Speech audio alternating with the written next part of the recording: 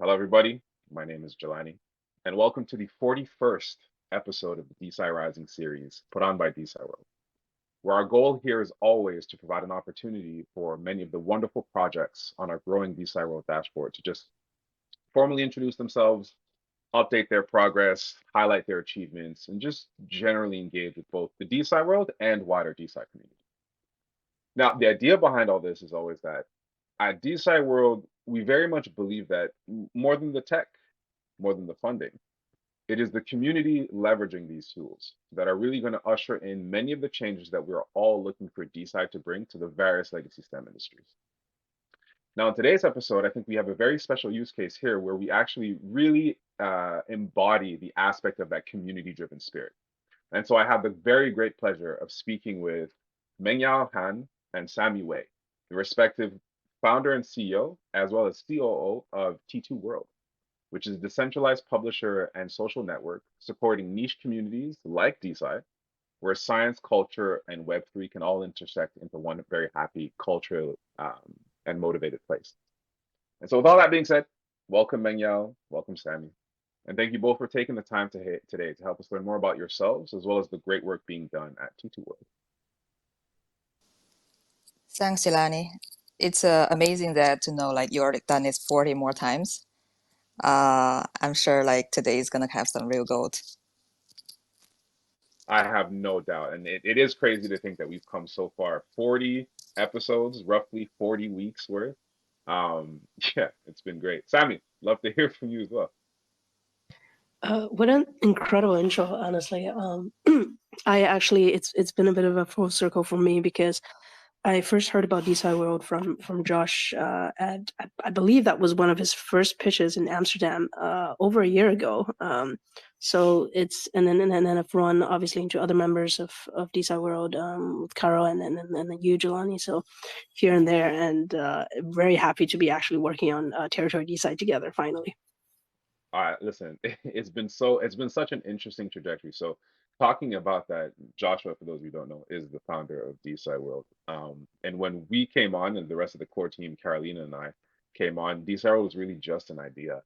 And helping to build out this framework and set up these ecosystems and form these partnerships and these relationships has been one hell of a ride. Ups and downs throughout, the time, the world being crazy, but it's something that I would, I'll cherish that journey and the continuousness of that journey. I'm sure you guys will have similar opinions or similar perspectives with regards to T2.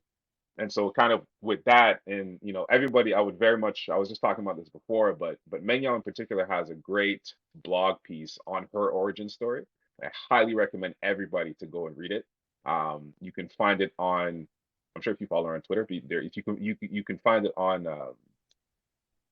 Mengyao, where can you find your blog post? You can find it on T2. Okay, so yeah, exactly. So you can find it on T2, which you have to then sign up for the wait list. And I know I got it from in my email from being on that wait list. So where you can find it, please do read it. But I'd love to kind of hear your rendition of what was your origin story, how did you get into Web3, and how did that lead to T2? Yeah, absolutely. So actually, I got in Web3 space more or less than the moment I started my first job in Shanghai. Back then, my husband was working in a bank, and he was the first one that smelled DeFi in 2016, and he immediately made the move, started to work in BTCC, back then the exchange. And I started to know a lot of friends in Web3 because of him. And every week we just hang out and just have these crazy talks about what blockchain can solve and what is the current landscape of things. And I already felt like this is something real, like as an architect before, like all we have learned so far is how to solve real human problems. And blockchain just seems like solving so many problems from the bottom up without getting it solved yet. So I think that was the initial interest of me looking at blockchain. And I think it was officially 2019, I started writing the white paper of T2 from my own passion of reading and writing. I'm a very amateur writer, by the way, but it has been shaping my youth. And like during that transition period of my career, I think every day I just make sure to pick up a book, and I always never get disappointed of what I get from it.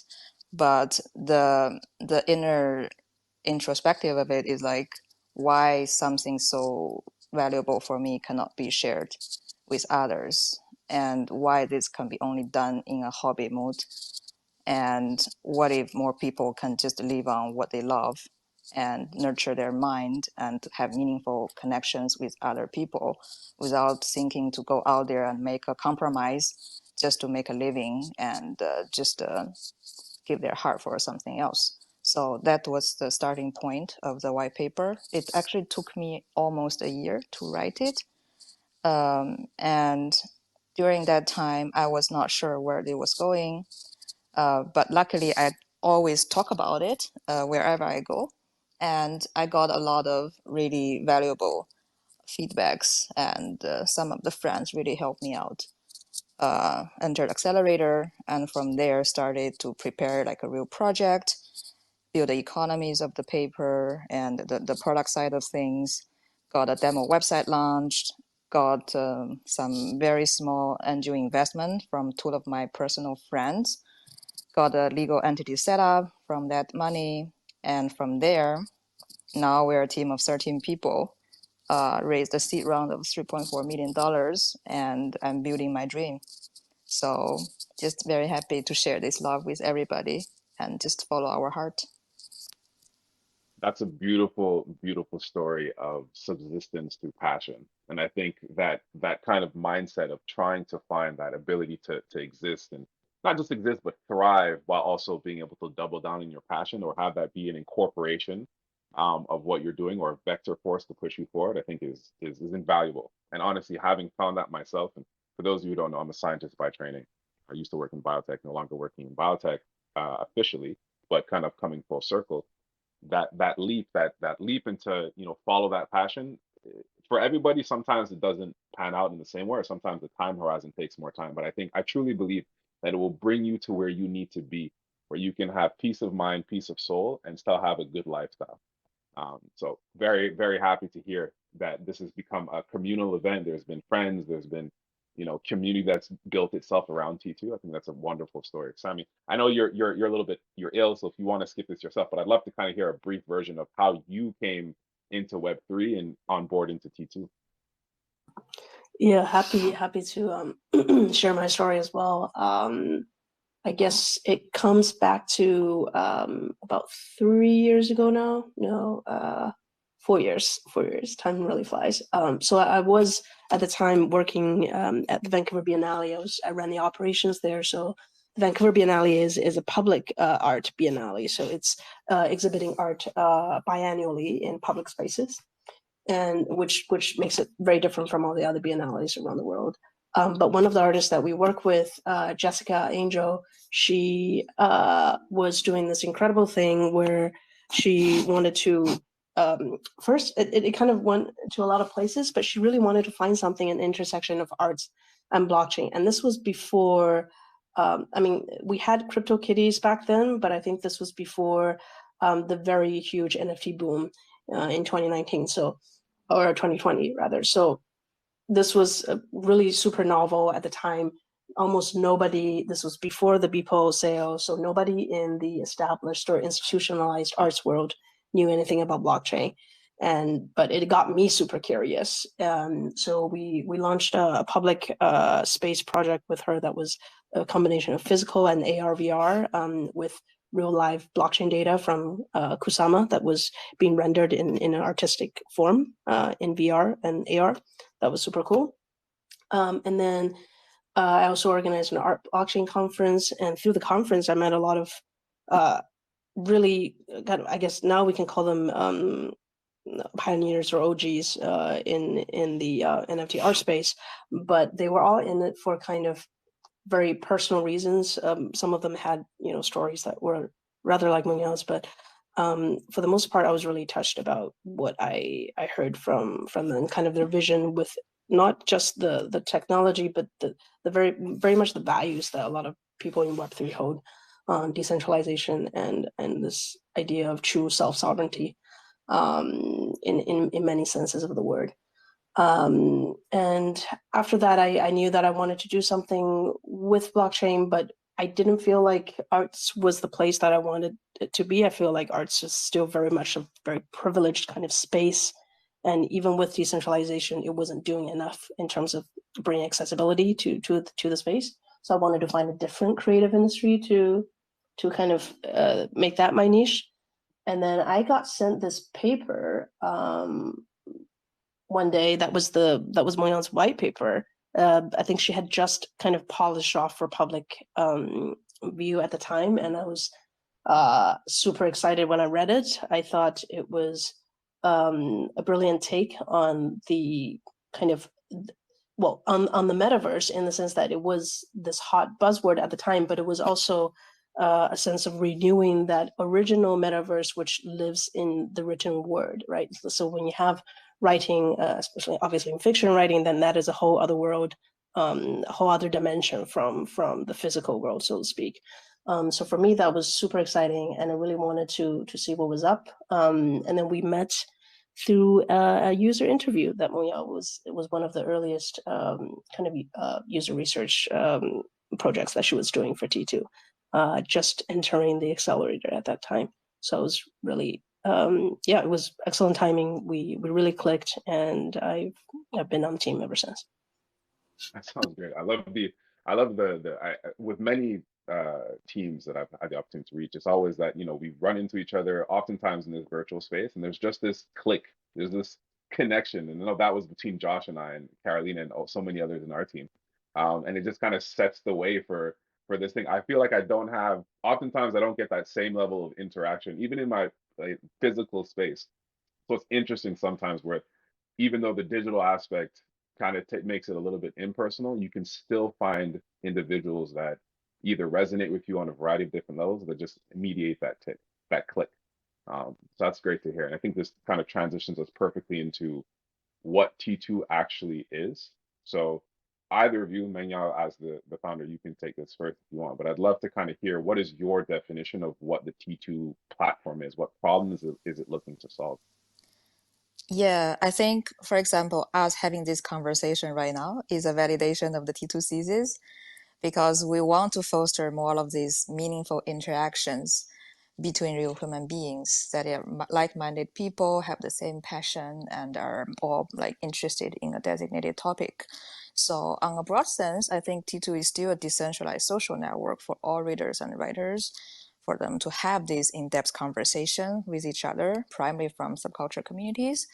And I think we're trying to solve mainly three problems.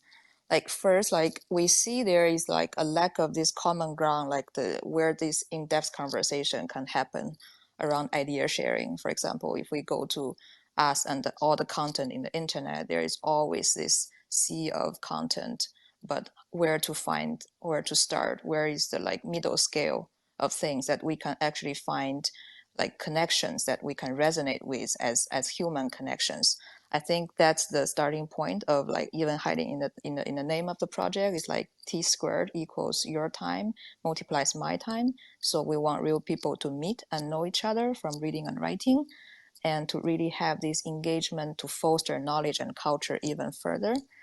And the second, of course, is this aligning these incentives and ownerships from those communities that is self-forming with their own content, their own different roles and culture and content and knowledge within the group. How do we perpetuate their growth into something valuable and distribute back to them is like the core thesis of how we want to solve this ownership and sovereignty part within the communities.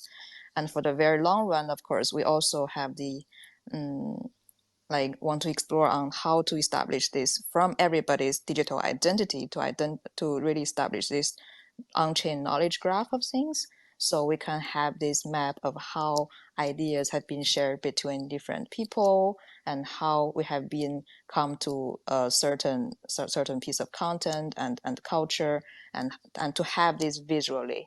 So I think it's still in the very long run, but primarily we're trying to tackle the engagement and the in-depth conversations within the next 6 months. I know that's a lot to tackle. It's quite ambitious, but if anybody has had the opportunity to look at the white paper or the platform, it seems like you put in a lot of real thought into the structures that are going to kind of allow these things to move forward. So whether it be the creator economy or the creator ownership, and I particularly like the idea of the on-chain credential systems that people can then, use to kind of add that meritocratic piece to it in terms of individuals' ability or desire to contribute and kind of grow their reputation system. I really like all three, and I'd love to kind of go into a little bit of detail of what are some of the structures in play in the ecosystem to address what you just mentioned. Yeah, we're going to dive there soon enough. Yeah, so I guess if I'm gonna so let's walk through I guess the user experience, the user flow. So I want to come and be a part of T2. I sign up, and then what opens up to me? What are some of the processes, the utilities, the content creation? What is available to me as a creator or as a reader in the ecosystem? Yeah, I can start off, and then Moyo can jump in because she has like so obviously we are very super early stage product, so I can touch a bit about what to expect right now, what the experience is, and then Moyo can jump in and finish up with the kind of more rounded vision. Um, so yeah, right now we are in we have a very simple publishing flow for long format posts, and there's a surface for conversations via comments, and that's kind of where Territory DeSci sits within this network of other communities as well. So we have another community for fiction writing, and then another one for pop science and things and so forth. And we're seeding a bunch more communities as well. But that is going to change very soon. So by the end of September, we're adding some new tools to territories. So, for example, Territory DeSci will have a far more enhanced discussion surface, and that is super important for us because one of the key values that we want to deliver here is for example, short form social media spaces like Twitter really doesn't give enough space. There's no proper space for discussions to take form, especially when it's something so nuanced, which we often run into in DeSci or science in general. And then if you have other kind of more formalistic on the whole other end of the spectrum, you have these very serious journals where the barrier is extremely high, but there are a lot of people with a lot of valuable thoughts to contribute, between a tweet and a fully published research article, right? And we are kind of the space for that to happen, for in-depth conversations to take place in a non-intimidating way with really meaningful interactions between people.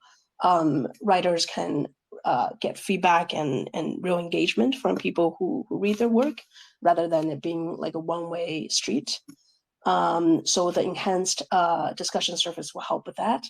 And then another very cool thing that we're adding, it's called prompts, and that in DeSci specifically, I can see that a use case for that being used to assess interest on a specific topic before a researcher submits a full-pledged proposal for funding, or maybe even goes ahead and starts some work in a specific area. So any kind of thing that people want, it's a space for people to toss out a question, and the community can contribute to that by responding with either comments or with their own posts or with even further prompts.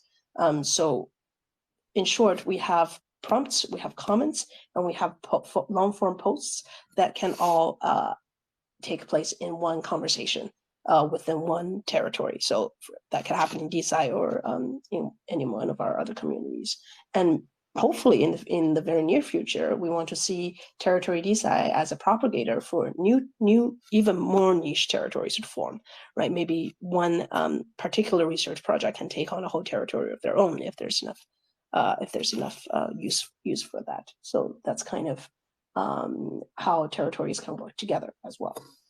That's actually really cool. So I very much agree that especially in science, right? Science runs the gambit of spectrum of content created, where you have full-fledged manuscripts that are oftentimes highly technical, but usually they don't get the kind of attention or the kind of spectrum range of commentary that can be added to them unless you bring them to a different space. Whereas you have Twitter, where scientists now, I think, are starting to leverage this short form conversation pieces to kind of add depth and substance to the material, make it more digestible for the general population. And but these oftentimes these platforms are very separate from each other. So you go to PubMed and you get the article, or you go to Twitter and you get the kind of conversation.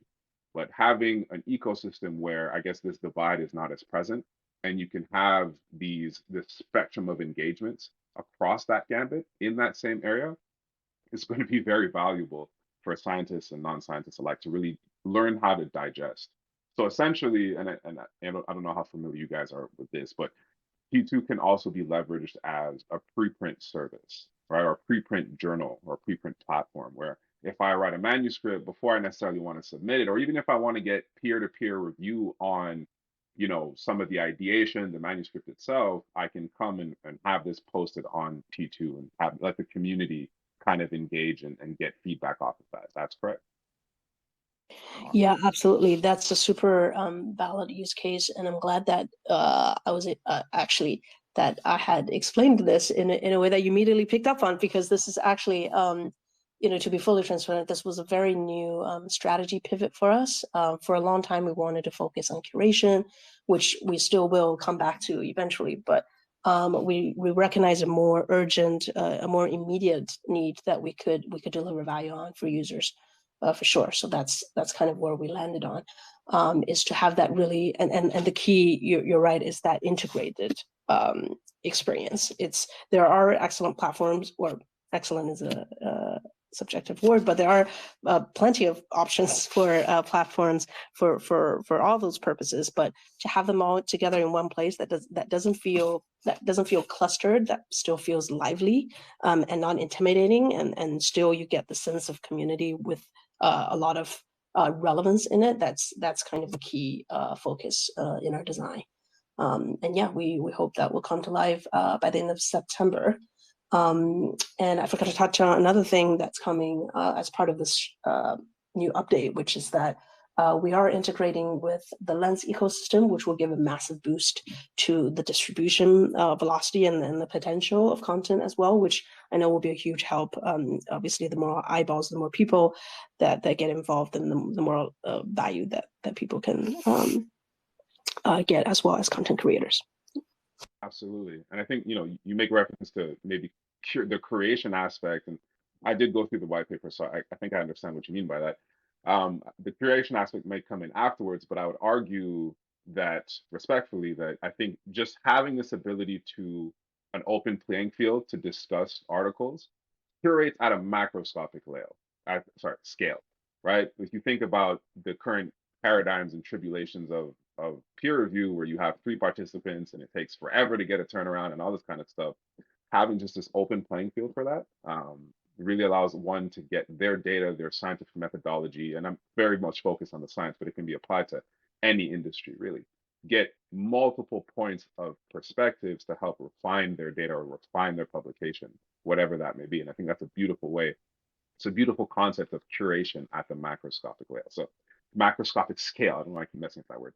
But yes, I think that is fantastic. And the integration of Lens is actually very interesting. So I guess to that point, there must be a wallet integration. Like, what is the on-chain component of this? Because essentially, as you said, there are a few other platforms that may be more or less perfect. The integration of the blockchain is very important here. How does that stand out? Why would one need a wallet? And how does that kind of integrate into the ecosystem? Yeah, I think I can take.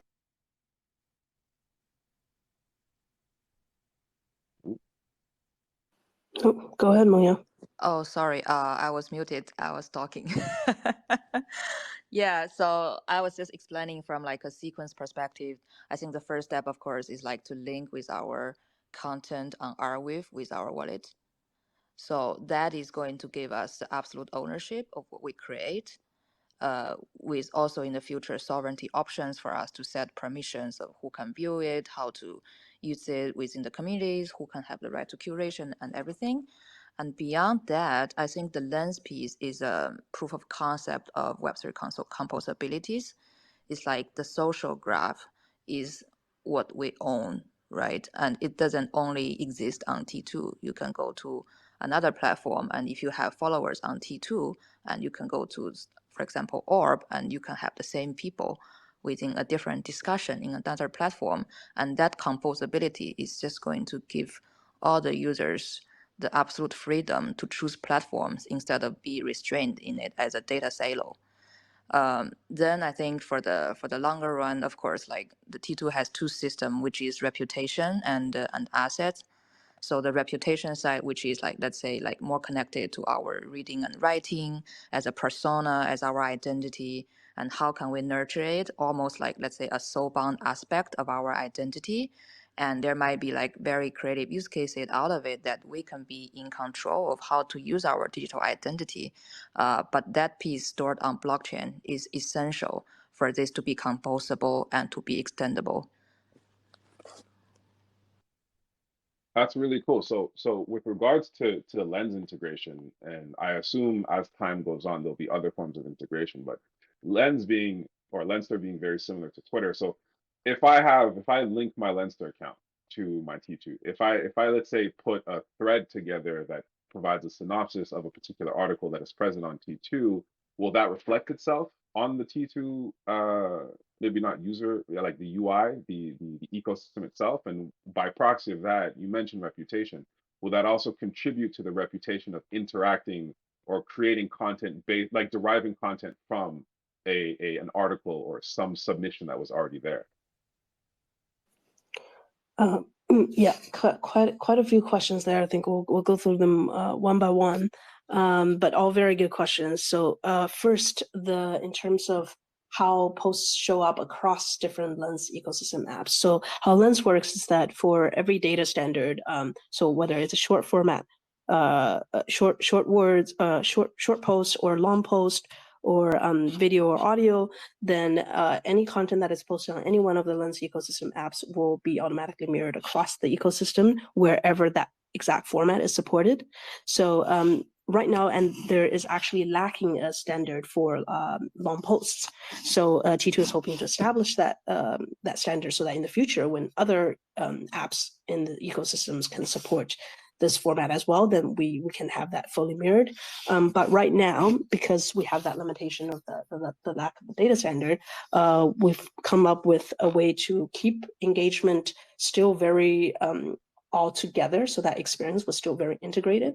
And what that would look like is, for example, when you publish a post on T2, a long post on T2, that will get distributed to Lens via some kind of a synopsis with the link, and that gives us a connection between the two posts so that all the activity is aggregated together.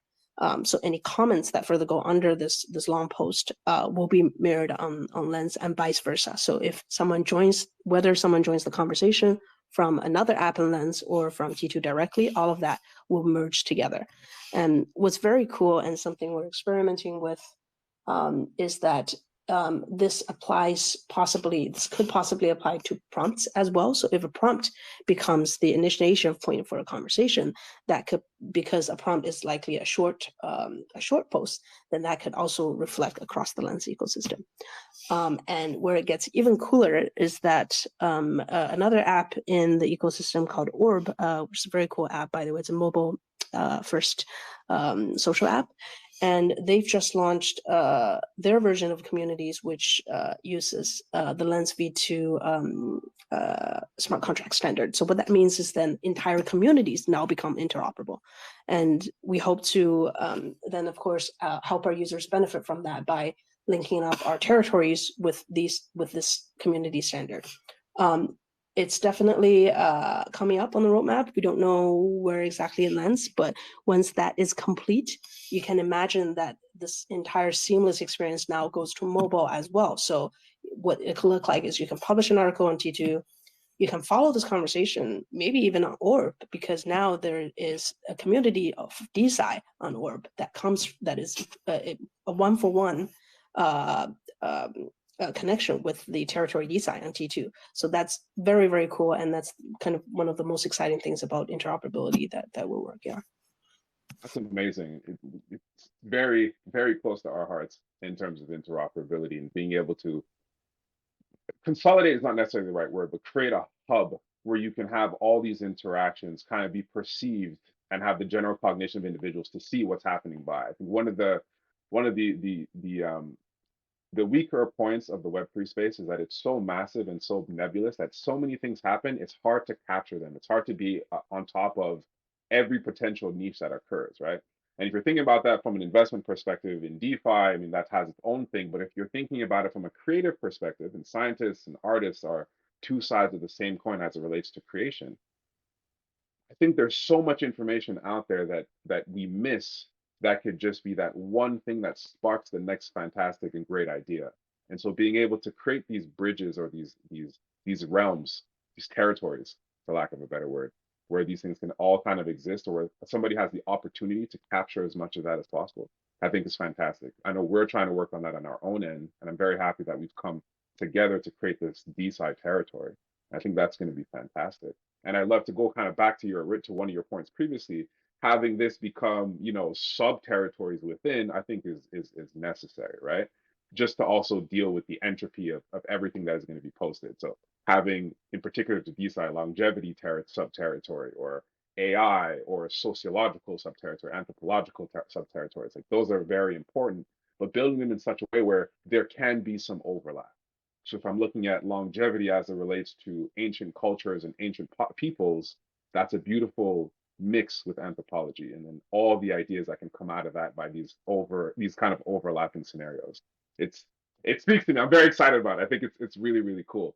But I guess to kind of also talk about the entropy in this space, when it comes to publications, I'm assuming there is a checklist, or there's some boundaries that limit what can and can't be published, or there's some checks and balances to make sure that malicious things aren't necessarily published, or there's a way to account for those. Like how do the checks and balances work in T2?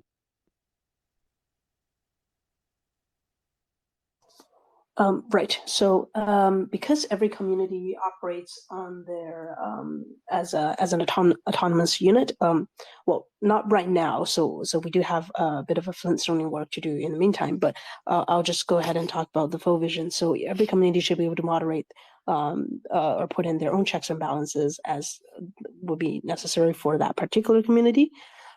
It's probably it will probably be helpful to them if we put in some kind of customizable or standard, almost like templated rules and policies in that case, and that could then people can take that into their, or the moderators and the admins, and then of course also the members of each community can go ahead and modify that for their own use.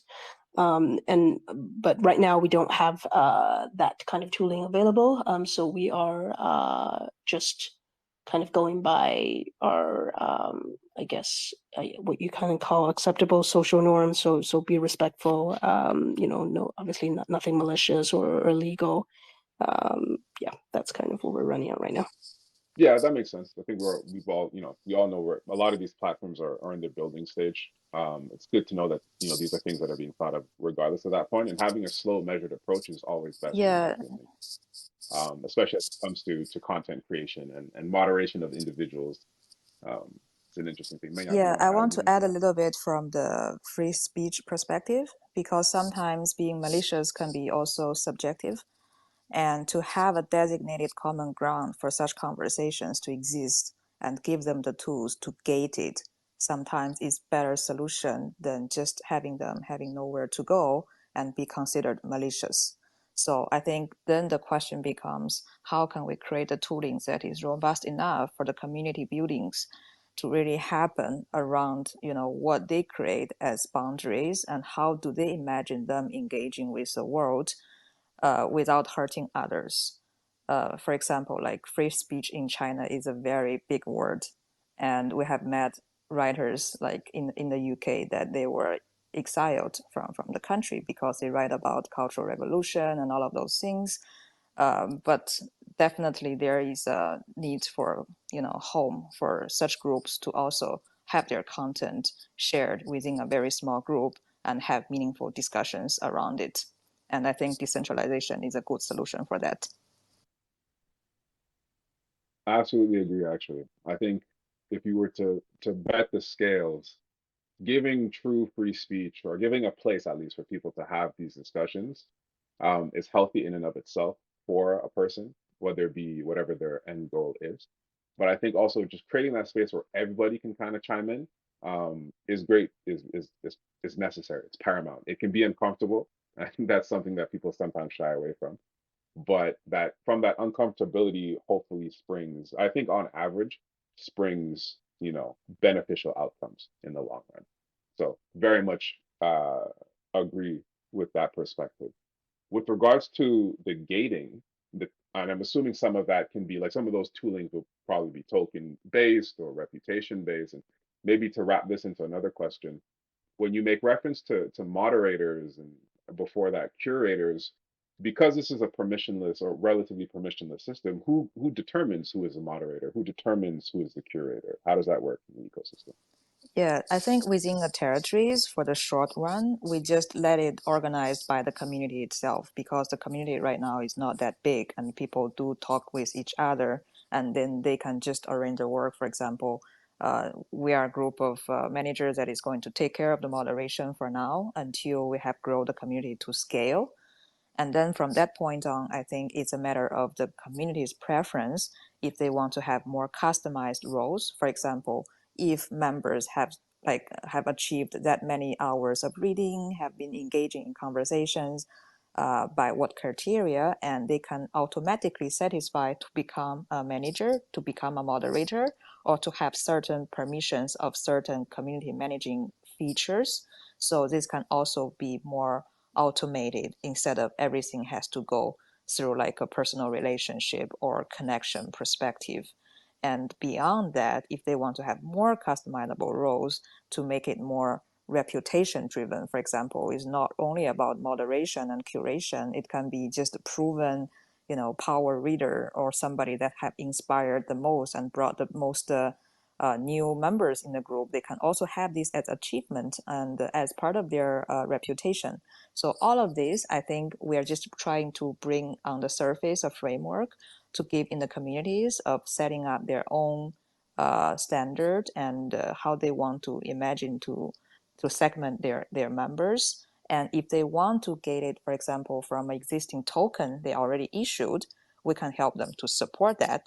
So only users are considered members if you hold that token or NFT membership. But for example, if I'm a community builder and I just want as many people as possible to actually be part of our group, I can set the threshold of being 0 time points. Like you can just claim join and we will take you in. If that's the community's preference, that's also fine. Or if there's like a very small group and they prefer to keep the engagement within themselves, they can set the threshold really high. For example, have to achieve 1,000 time point to be considered a member here. And everybody before that is just going to read the content without further, let's say, moderating and adding to it. Yeah, but this is all still in a very working process. And I think it's very ambitious project by itself, but happy to hear how you think. No, I think I mean, to me, as a scientist, everything is a grand experiment, right? DeSci was an experiment, T2, all the other projects, we're all experimenting to see what works.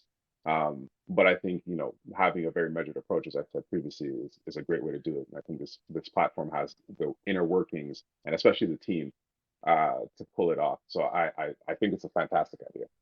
Um, one of the other questions that I had is, you know, participants are, so I guess maybe first question.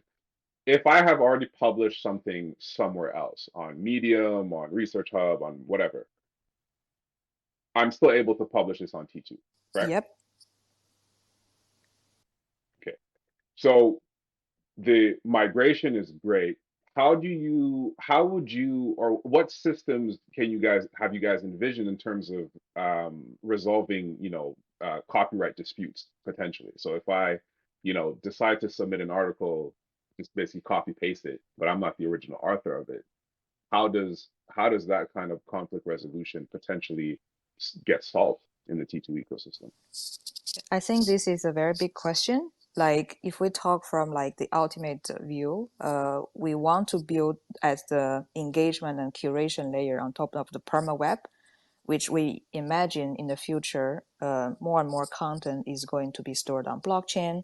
And from there, we already have this ownership of the content with the creator of the content more or less covered in that ownership sense.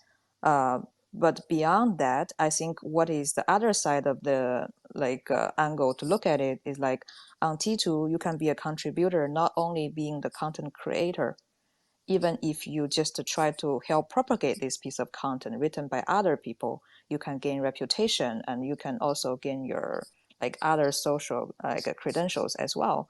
And that can also be, let's say, visualized in a way that all the group's members can see this as a part of the very big contribution. So content propagation, content curation, community management, and I think the deep philosophy is we want to try to help others as much as we can, because eventually that means us being helped.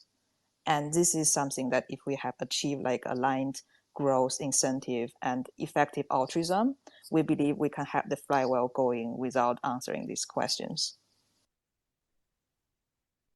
Yeah, I think that's a good perspective. I guess some of the realistic version of myself is mindful that sometimes people don't behave the way they should, even though there's no reason for them not to. And to sometimes, we have to account for that. But I think I'm sure as, these issues arise, either the community or the community in collaboration with the core team can devise ways with which to hedge against, whether it be Sybil attacks or other forms of activity that is not healthy for the community or the content creators that are on the platform.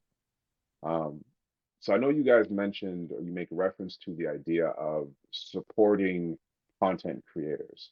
And that assumes that there's maybe some form of creator economy that exists on T2 that beyond just the reputation angle. I'm sure it's a little bit down the road, but how do you guys envision actually incentivizing beyond just social engineering participation on the platform? How do you envision remuneration of participants or of their contributions in a variety of forms? Yeah, I'll start on this one. I think before we answer how we monetize, I think I want to talk about how we share the proceeds of monetization or the results of monetization. We organize content we made a conscious decision to organize content and people in communities, because we believe that communities together obviously have higher that the value of the collective is much higher than the sum of the individual values, and so that the incentive structure should reflect that. So let's say we solved the monetization problem, and now the proceeds have come into this pool, which is shared by the community. A very small percentage of that will come to the T2 network as a whole, and that's for the upkeep of the network and things like that. And then the rest of that is distributed to everyone that has contributed to the growth of this territory in some way.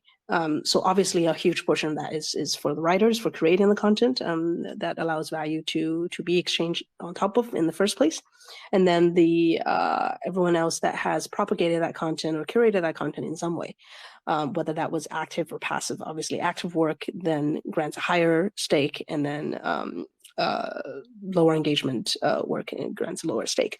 And now back to the options of monetization. Obviously there's the standard of subscription services.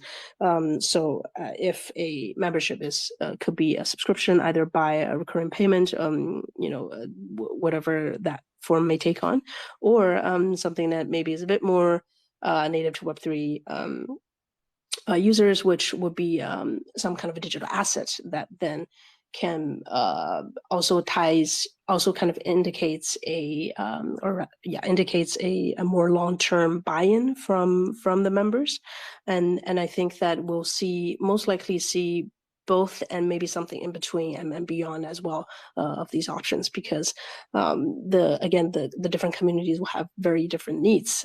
Some of them, as Moyo mentioned, may choose to gate every single activity that happens in that community, and then maybe other communities only want to gate some of the activities, and then maybe others don't want any gates. And again, that is all up to the community to decide for themselves. I think it always comes back to that, and that's the ultimate beauty of the network that we want to build.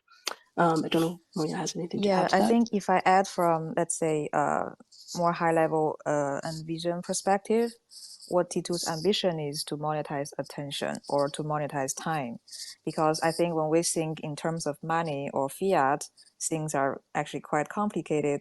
But if we think in a native unit of attention, a reader reading content is like a reader that is paying his or her attention or time on this piece of content. So eventually, all of the aggregated attention going towards a piece of content created by this creator is going to directly lead to the financial gain of this creator. And then I think when we look at how to make it happen, like who pays and who is going to gain as revenue, like Sami mentioned, some of the subscriptions we can imagine, if you haven't spent that much attention upfront in this territory and you want to be part of all the engagement, then you have to pay attention upfront. For example, you have to buy the asset that represent this attention and put it inside this community to be productive. And then this part of attention is going towards all the contributors, like Sami mentioned, like transparently based on how much they contribute by how much attention has been happening here. Of course, here is not only a quantitative way of attention, but also like there is some certain parameters of like quantity. Like we want signal that has quality, that eventually that can lead to the growth of the community and the growth of the network to represent culture, knowledge, to represent the network value that can gain more and more interest from the outside world. I love the idea of attention being the unit of value, or at least one of the major units of value of the ecosystem, because I feel, uh, I mean, statistically, projects have, or reports have come out from the scientific landscape where people don't actually end up reading the totality of articles. They actually read a very small pieces, and that's fine in certain cases when it comes to skimming the top. But if you can incentivize socially the development or the completion, the deep diving, the information assimilation of content for people, I think it's very valuable from a social standpoint. And so the concept of proof of attention, and I'm cheating here because I did read the white paper, but the concept of proof of attention and going into some of the mathematics of how you guys leverage it or propose to leverage it in terms of reputation and as it translates to other aspects like curation and propagation and whatnot is a very interesting, almost social experiment to see if we can start to bolster people's understanding, people's deep diving. Can we have more participants going down rabbit holes that they would not have done so prior by potential virtue of wanting to get that higher reputation, but ultimately leading to the acquisition of novel skills, novel thinking patterns, novel just ideation. I think to me that was one of the most interesting pieces of the whole ecosystem. Yeah, absolutely. And I think even for us to identify our true fans or who can be our friends, it's not only about how many people have read our work, it's also about who have read it. And maybe from there, some meaningful relationships can be formed. And that's the magic of like using attention, which is a very human-centric unit, to create meaningful connections within communities, between peer-to-peers, and eventually on the network value, network scale. Yeah, and you can almost derive obviously derive derivatives, but you can also derive other aspects of that, right? Proof of attention can be a marker of proof of humanity, because I imagine eventually as with other social platforms, you'll have bots, you'll have automations, you might actually even also have AIs start to plug into this framework as they want to learn. You have things like, crypto or Web3 enabled AIs through Nevermind, and leveraging of smart subscriptions that can be plugged into the T2 framework. But having that proof of humanity via the attention is a very interesting way to delineate between these artificial agents and these more organic original agents. I'm excited. Really, honestly, I think there's a lot of experimentation. I think there's so many interesting layers that can come out of this that I look very much forward. I'm very happy that we have this opportunity to kind of work together. Um, I think it's going to be a really, really good time. Um, as is always the case, Yeah, no, go please, go ahead. likewise. Super exciting. Yeah, yeah. So we never have enough time. We're almost approaching the top of the hour. I do want to open it up for people and persons in the audience. If they have any questions or comments, please feel free to come up. I have a few questions remaining on myself, but please don't be shy. Um, I guess one of the standard comments or one of the standard questions we have is what can we expect in the roadmap? So we mentioned a few things. There are a few infrastructure changes, there's few implementations that we're to expect, but on a grandiose scale, what can we expect from you guys in the next, 6 months to a year to 2 years and so Sammy, I think you have prepared for this one.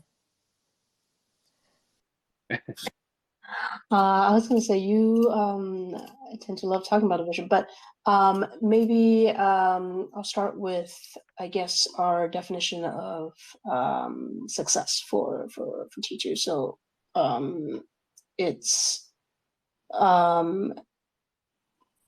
the it's fundamentally we're doing so many things that that will cause micro habit shifts in or hopefully lead to micro habit shifts, as well as a fundamentally different way of thinking about how we interact with the things that we allow. It's the people or the things that we allow to take up our attention. And obviously, we love writing and reading every single person on the team, and so it is our goal that reading and writing will be just simply a socially sexy thing to talk about, rather than the latest TikTok trends or, what's hot on Twitter. And that idea sharing on a truly in-depth level would become fun again. And I can appreciate how, as someone who's quite in their head, a lot of days, it does get exhausting, that it does get draining, but I don't think that it's necessarily that way when you have a community of people that bring that the kind of right kind of energy. It definitely fits every mainstream definition of fun, and that's kind of where we really want it ultimately to be, is that actually you're not just productive, or you're not just being a valuable member of society, you're simply just having fun while doing all of that. So does that answer the question? Yes, it does answer my question. Menyao, do you want to Yeah, add I anything? think Sammy, the is also about the roadmap, right? So like the very clear answer here is like we're building territory V1 and lens integration for the next 3 months. And after that, territory is still going to be one of our very main product features. And then we're just going to, from how the users is engaging, from prompts, from idea sharing as discussions within the prompts. So I think one idea here is like, because T2 is between, let's say, slow social media plus the fast social media, like sometimes being only a slow social media is also sacrificing a lot of the actual opportunities to make really in-depth conversations in other formats. So how we imagine to blur the boundaries between readers, writers, and curators is by having this very like discussion-like idea sharings within a prompt. It's almost like adding inspirations of new ideas. And then when the writer comes to it, there is already a very long list of reference that they can pick whatever resonate with them and start producing. So that natural flow of content creation to make it easier and for readers to actually lower the barrier of participation is what we're aiming to have as the type of vibe and how the conversations are going within the territories, which is within this quarter. This is our focus. And then from that point on, I think it's more looking at the composability side of things, and also to build up homepage and a better, like, let's say, user interface as our own reading history dashboard, and all of the engagement that we have carried on within other communities. We can have this designated place to do it on our own. And beyond that, I think next year we're going to seriously looking at the creator economy and how the asset and align incentives work. Sounds very good. Sounds like a very measured approach. I love it. I really, really like the idea of this kind of self-circular creator, not economy, but value proposition, which then can eventually translate into an economic flywheel that kind of self-propagates itself. Um, so I guess maybe my last question is, or I guess not last question, but last comment, last call to action is I would love to kind of allow you guys to kind of, leave any closing remarks, any call to action. Oh, sorry. Before that, as a matter of fact, I do have one question. How can the wider community help support you? Right. So, we love to do these Twitter spaces, but we also know we have a bunch of friends. We have Klineman here from LexDAO, there's Journal DAO, there's all these participants. And even at the individual level, how can the community help your ecosystem? Well, everyone can become a member. To start, that would be super exciting. It's so important for us in the early community to have the right, I guess you could say, subculture fit for each community, and of course, DeSci World has, as our partner for Territory DeSci, we've already started that first step. We've sent out a bunch of invitations, and I've already got some responses, which is super exciting. But other than that, I guess I just want to emphasize that you don't have to have anything that is ready to publish in order to engage with the community already. I think we made it plenty clear here today that writers want engagement on the other way as much as people want to read valuable content. So you could be super helpful to the researchers, to the writers, and in DeSci and beyond in all the communities that we have, just by reading their work and engaging with it in a genuine manner. And other than that, we're always looking for opportunities to learn from our community and how we can improve our product, and make it really something that people want to use on an ongoing basis. So we do have open invitations for user research studies all the time, because we're spinning out ideas super fast, and we love to validate them at every step of the way. So yes, and how do you become a member? So you can go to our website, t2.world, and sign a manifesto, get on the wait list. But even easier, you could just send me or Moyao a DM, and we will get you sorted if you mention that you were at the Twitter space today. So yeah. Awesome, guys. You heard it. Go DM, go sign up. I think so many people here are content creators in various formats. There's nothing to lose and so much to gain by just interacting with this kind of platform. Meng Yao, as the founder, as the creator, as the ideator behind all of it, I'd love to give you the opportunity to leave out any closing remarks as we finish out this space. No, it has been truly a pleasure. And I think decentralized science has always been a very hot topic, but you guys have been doing a fantastic job to put it together as a framework, and also start to gather real people around it and to make it a thing. So my big thank you. And I think our collaboration just gets started, and I can't be more excited about it. I think future is in our hand to be created. Likewise, and thank you very much for those kind words. As I've said it before, I'm going to say it again. I'm super excited. So everybody, again, please do follow T2, follow Sami, follow Meng Yao.